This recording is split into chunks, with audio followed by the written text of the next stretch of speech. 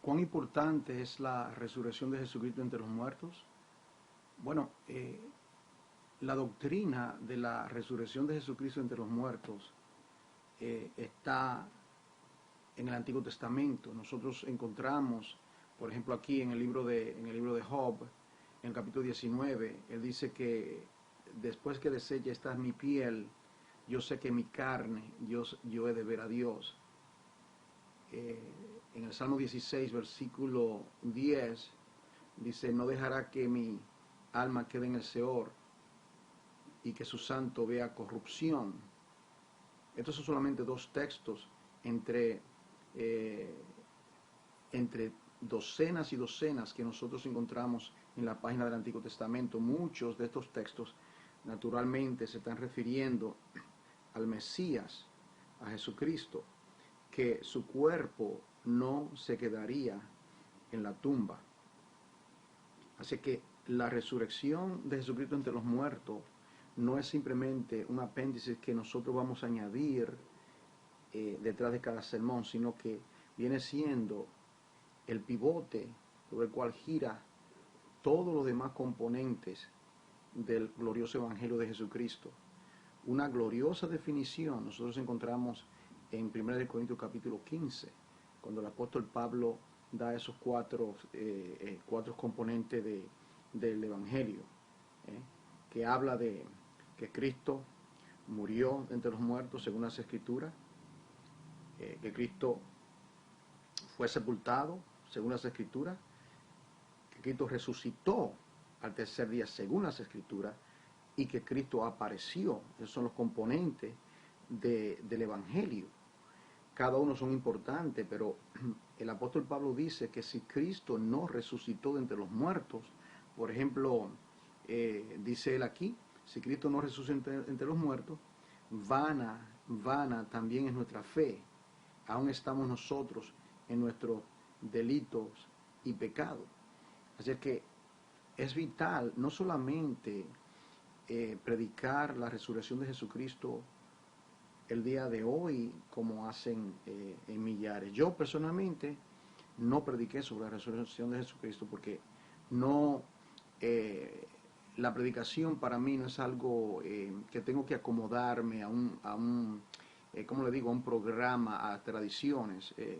No formo ningún calendario basado en lo que tradicionalmente se hace.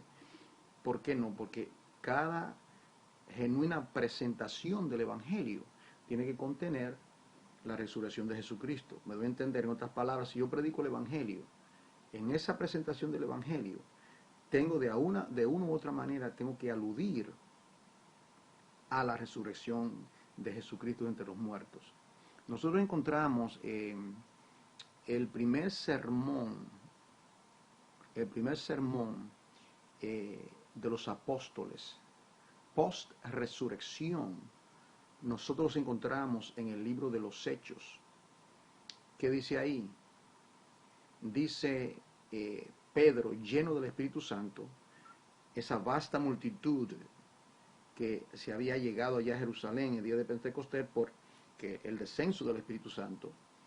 Y Pedro, lleno del Espíritu Santo, Hechos 2:36, dice, sepa pues ciertísimamente toda la casa de Israel, que a este Jesús a quien vosotros crucificasteis, Dios lo ha hecho Señor, Curios y Cristo. Luego dice que ellos, un poquito más abajo en ese pasaje, que ellos compungidos, en otra palabra, esa palabra es aguijonados por el impacto de esa palabra, hicieron esta pregunta, varones, hermanos, ¿qué haremos? Yo quiero retroceder un poquito a ese texto porque dice, al oír esto, esto es importante, no dice el texto, al oír a Pedro, no, al oír esto, al oír la exposición del Evangelio que Pedro estaba haciendo.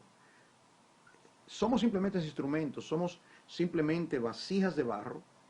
Es el esto viene siendo el Evangelio, lo que Dios ha puesto en nuestro corazón es compartir. Al oír esto, al oír esa exposición del Evangelio, preguntaron, varones hermanos, ¿qué haremos? ¿Y cuál fue la respuesta? No fue, Cristo te ama, Dios es amor. ¿Ah? La palabra que brilla por su ausencia en los púlpitos modernos de la iglesia contemporánea. ¿Cuál es? Arrepentidos, metanoia, arrepentidos y convertidos. ¿Ah? Esa es la palabra que está ausente en miles y miles de púlpitos en el planeta. No se está predicando el arrepentimiento.